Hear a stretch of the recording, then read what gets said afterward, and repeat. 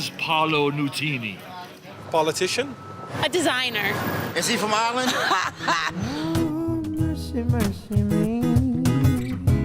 Is he any good? Complete genius. They're both Celtic supporters. And nobody, I don't know. Rubbish. Rubbish. So Nutini is nervous.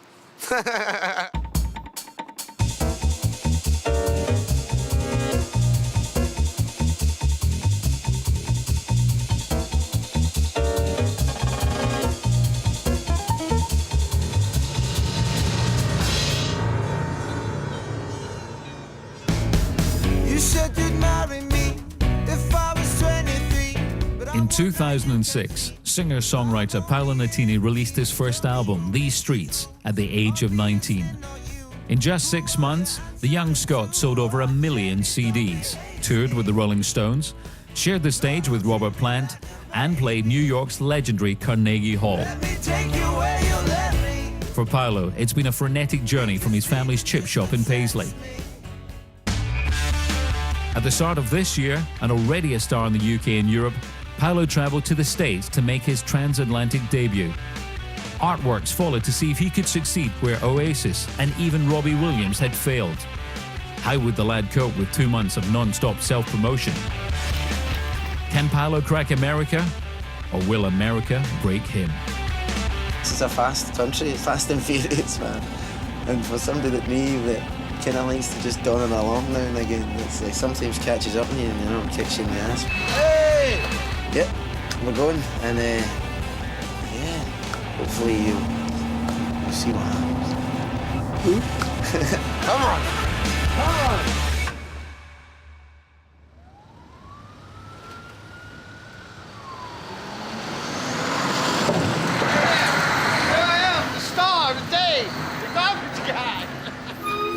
It's the first week of Paolo's 2-month tour, and his album gets its US release today. Hey! Bloody hell, it's early. Impressively for someone with his relatively low profile, he's been booked onto some of the country's biggest television and radio shows. I want a stage manager here. Mick. How you doing, Mick? A slot on the Today Show in front of 6 million viewers is one of the most coveted of all. But that only adds to the pressure on Paolo. I know, it's early, it sucks, but you're not going to get any sympathy from anybody here, because we do it every day. I know. Hey, let's rehearse the Paolo Nutini band. 3, 2, 1.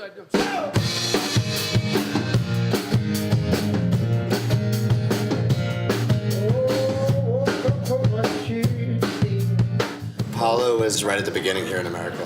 You know, people are just starting to tune into what he's doing, and I think a lot of the buzz from all over the rest of the world is a little bit starting to filter over here, but he's going to work his ass off. I mean, basically from the second he gets up in the morning till he's done playing at night. Although I sound crap just now, I'm going to try and wake it up, and then try again. Hopefully I'll be able to sing it. We'll have you rehearse the song again. That means you guys have to be camera ready at 8:15. We'll have you come up at like 8:20, something like that. Judging by the response from the TV stations and the radio, I'd say it's more encouraging a start than it was in the UK. So, and as I said, they're just not too cynical. They just don't really look with as much cynicism on a young Scottish guy singing what is perceived as soul music. Well, he's 20 years old. He already has a platinum CD, and he got to open for the Stones. Now Scottish singer-songwriter Paolo Nutini is finally coming to America, releasing his debut album called These Streets, and it releases today. So as you come to America, are you at all nervous about this? Yeah, I'm a little, you know, but I'm more, I think I speak for us all, we're all just curious as to where we can go, you know, what we can do. I put some new shoes on and suddenly everything's right. I said, hey, I put some new shoes on and everybody's smiling. It's so inviting, no. CD is called These Streets. Paolo Nutini. Good work. Yeah. Done it. I done it. Well done, man.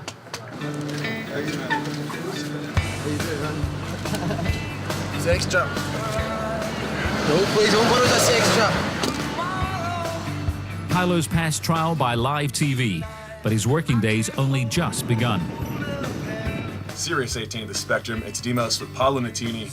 Thank you for coming to the Spectrum Studios. Would you mind signing the wall, the Sirius wall? Yep. Excellent. Let's do this. This one? No, yeah. Actually, I'd like this one. You can do a doodle while you're at it. I'm going here.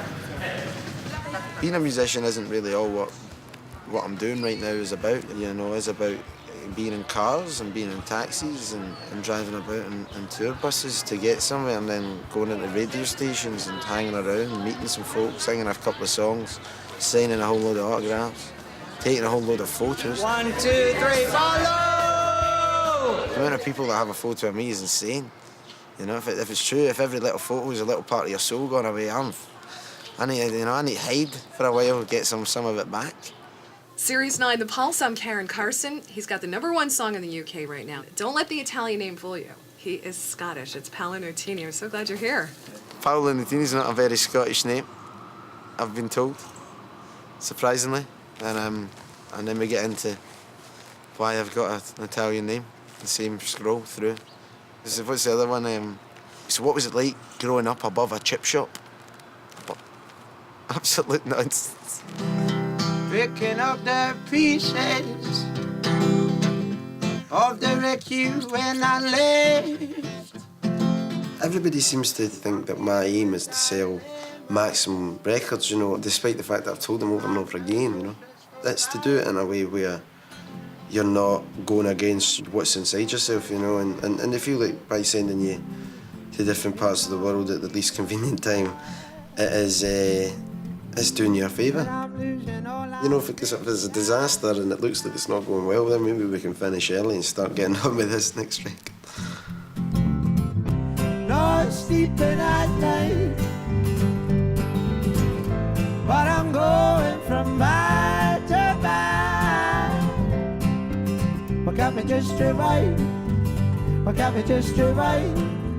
What got me just to right? On the bigger picture, you know, it's a pretty blessed life to be living just now, so, you know, every time you get to the point where you think you don't want to do it, if you think you got too much today, then you seem to be able to put it in perspective, and I think that's the beauty of it, so, yeah, I'm going to stop rambling on. But I'm going from bad. After a long day at the office, there's occasionally the chance for a little recreation. Tonight, Paul Weller, who discovered and toured with Paolo when he was virtually unknown, is also in town. And he's left a backstage pass at the door with Paolo's name on it. Oi, oi. He was in the gutter when I first met him, and we dragged him out of the gutter and we got him on tour with us. He played in Germany with us. We did a thing back last April, maybe something like that. We did about half a dozen shows, and he did the support thing with us, yeah. With Paolo and any kind of famous person, he's incredibly fantastic at just, all right, mate, how you doing? You know, really, really just on a level with him. And for me, that's kind of one of the things that makes him a real star. You know, he might be bricking it inside, but he just kind of chats away to them about football or the shoes that they're wearing, or well, it's just a fantastic sort of gift that he's got.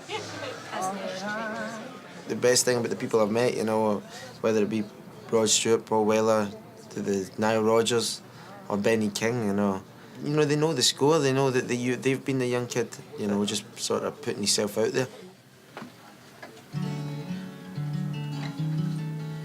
You always want to try, be yourself, you know, you think, I'd love them to actually ask you out, you know, you want to try and come across like they could maybe ask you to go for a beer. That's the thing, that's what I hope to do. I hope to go and you know, catch up with Paul, you know, maybe at some point and have a beer and get a bit of the wisdom, you know, and all senses of the word. Together are helping me survive. What do you think? Brought the sunshine up today. Well, it's you. It was just great to hear people singing again, you know, singing properly, and it's just nice to hear some soulful voices again, you know, after all these sort of years of sort of squeaky, sort of tweaky little, you know, people we won't mention. But anyway, yes, it's nice to hear some of a proper voice, you know. That makes me love you. Now I'm living in ecstasy. Yeah.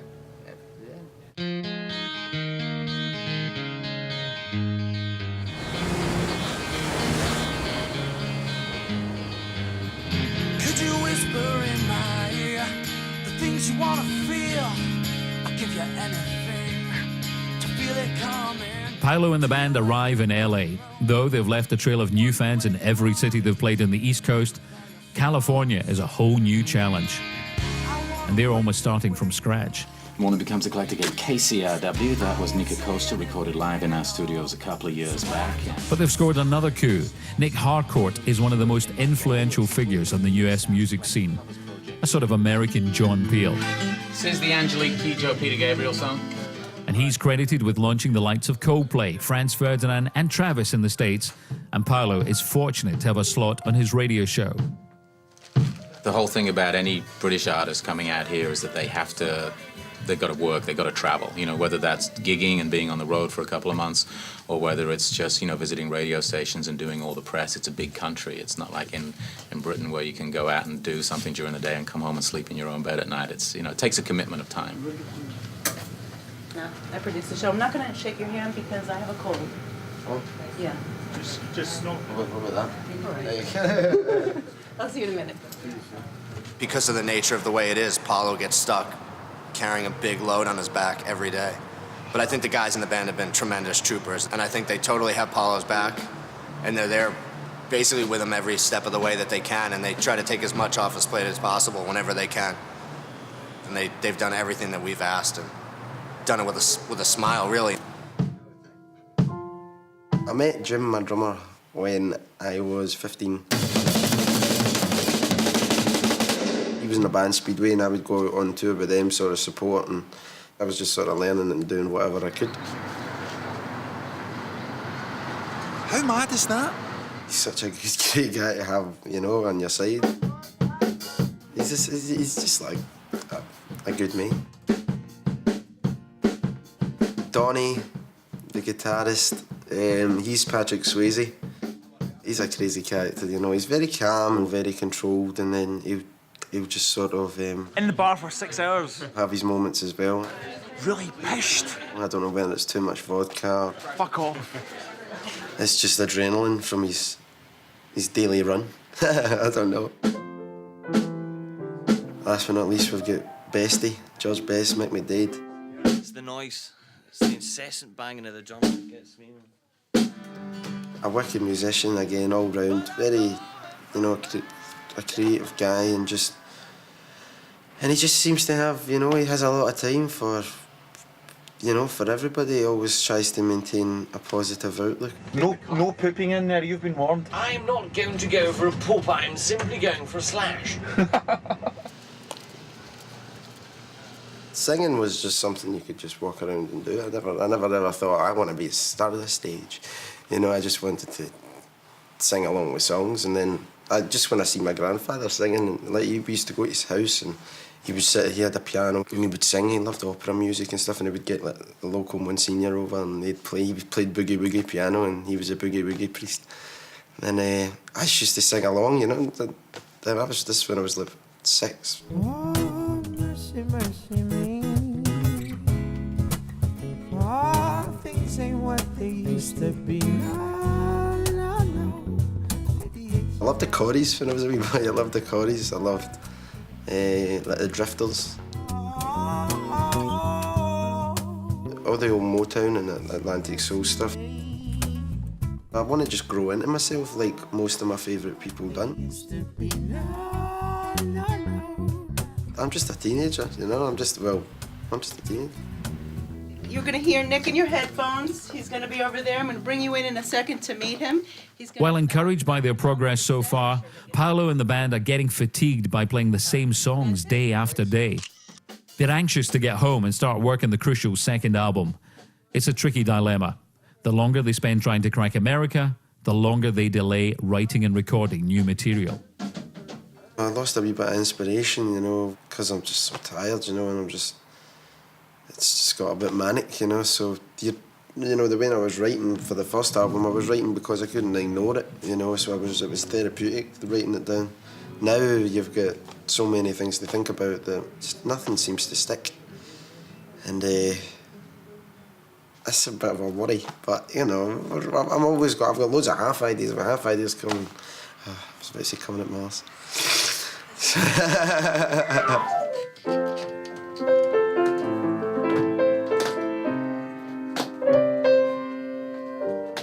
My involvement in the music has been sort of writing songs, helping Paolo get songs together. We started sort of writing songs, you know, when he was 15 and he came into the studio, and one of them that's got a real memory for me is a song called Autumn. Autumn leaves on the frozen souls, hungry hands turning soft and old. The tune basically started as this little piece of music I'd written on the guitar, and he said, look, I'd like to take it away and just, I've got an idea of something I want to write about my grandfather. And like these autumn leaves